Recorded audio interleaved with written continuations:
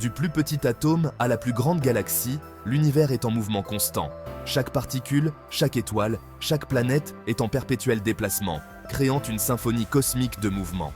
Comprendre ce mouvement est l'un des objectifs clés de la physique.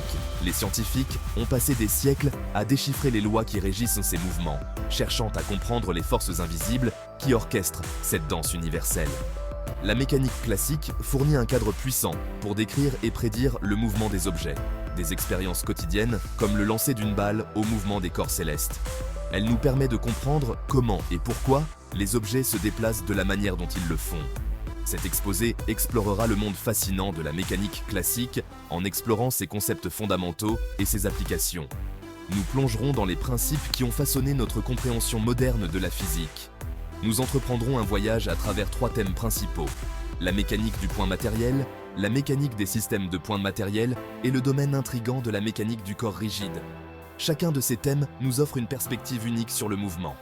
À travers ces explorations, nous acquérons une compréhension plus approfondie des forces qui régissent l'univers et des lois élégantes qui décrivent son mouvement. Les lois de Newton, par exemple, nous montrent comment les forces et les mouvements sont intimement liés. Notre exploration commence par l'unité de matière la plus simple de la mécanique classique, le point matériel. Ce concept abstrait nous permet de simplifier les problèmes complexes en nous concentrant sur les aspects essentiels du mouvement. Ce concept idéalisé nous permet de nous concentrer sur les principes fondamentaux du mouvement sans les complexités de la taille et de la forme. En étudiant le point matériel, nous pouvons isoler les variables clés qui influencent le mouvement.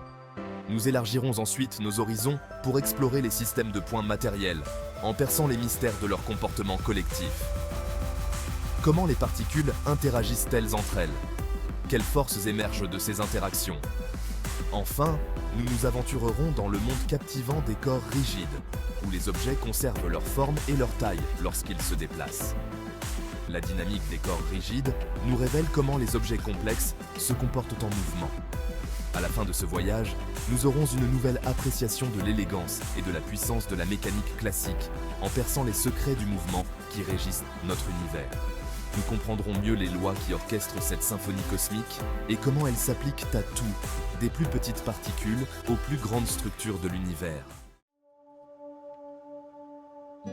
Dans le vaste théâtre du cosmos, les objets se déplacent selon des trajectoires complexes, leurs trajectoires dictées par les lois de la physique. Ces lois, bien que parfois invisibles à l'œil nu, orchestrent chaque mouvement, chaque orbite et chaque interaction entre les corps célestes. Pour comprendre ces lois, nous commençons par un concept simple mais puissant, le point matériel. Ce concept est fondamental pour simplifier et analyser les mouvements dans l'univers. Un point matériel est une représentation idéalisée d'un objet comme un point unique dans l'espace, sans tenir compte de sa taille et de sa forme. En d'autres termes, il s'agit d'une abstraction qui nous permet de modéliser des objets complexes de manière plus gérable. Cette simplification nous permet de nous concentrer sur le mouvement de l'objet sans la complexité supplémentaire de ses dimensions physiques. En ignorant les détails de la forme et de la taille, nous pouvons nous concentrer sur les aspects essentiels du mouvement. Imaginez une étoile solitaire naviguant dans la vaste étendue de l'espace. Cette étoile, bien que massive, peut être considérée comme un point matériel pour simplifier notre compréhension de son mouvement. D'un point de vue cosmique, sa taille est négligeable par rapport aux distances qu'elle parcourt. Les vastes étendues de l'espace rendent les dimensions physiques des objets presque insignifiantes. On peut assimiler l'étoile à un point matériel, toute sa masse étant concentrée en un seul point. Cette simplification est cruciale pour les calculs et les modélisations en astrophysique. Pour décrire le mouvement d'un point matériel, on utilise 3 vecteurs fondamentaux, la position, la vitesse et l'accélération. Ces vecteurs sont les outils mathématiques qui nous permettent de quantifier et de prédire les mouvements. Le vecteur position indique la position de l'objet dans l'espace par rapport à une origine choisie. Il est essentiel pour déterminer où se trouve l'objet à un moment donné. La vitesse de changement de position, nous indique à quelle vitesse et dans quelle direction l'objet se déplace. Elle est cruciale pour comprendre comment l'objet se déplace dans le temps. L'accélération, quant à elle, mesure la vitesse à laquelle la vitesse de l'objet change au cours du temps. Elle nous informe sur les forces agissant sur l'objet et comment elles modifient son mouvement. Ces 3 vecteurs forment le langage du mouvement, nous permettant de décrire avec précision la trajectoire d'un point matériel lors de son voyage dans l'espace. Grâce à eux, nous pouvons modéliser et prédire les trajectoires avec une grande précision, ouvrant ainsi la voie à une meilleure compréhension de l'univers. Au cœur de la mécanique classique se trouve un principe fondamental qui régit le mouvement de tous les objets, des plus petites particules aux plus grands corps célestes, la deuxième loi du mouvement de Newton. Cette loi fournit un lien profond entre la force, la masse et l'accélération, éclairant la relation fondamentale entre une force agissant sur un objet et son mouvement résultant.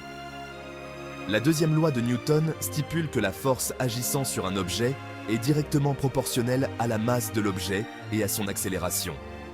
En termes mathématiques, F est égal à ma, où F représente la force, m représente la masse et a représente l'accélération. Cette équation d'une simplicité trompeuse a des implications profondes, révélant qu'une force nette agissant sur un objet provoque l'accélération de l'objet. L'accélération est dans le même sens que la force nette. De plus, l'accélération est inversement proportionnelle à la masse de l'objet. Cela signifie qu'un objet plus lourd subira moins d'accélération pour la même quantité de force qu'un objet plus léger. La deuxième loi de Newton est une pierre angulaire de la mécanique classique, nous permettant de prédire le mouvement des objets soumis à des forces. Elle constitue le fondement sur lequel nous construisons notre compréhension de la danse complexe de l'univers. Section 4. Un exemple pratique. Tomber à travers le tissu espace-temps. Imaginez-vous en train de regarder un objet tomber à travers ce tissu invisible, mais omniprésent. Imaginez une pomme tombant d'un arbre, irrésistiblement attirée vers la Terre.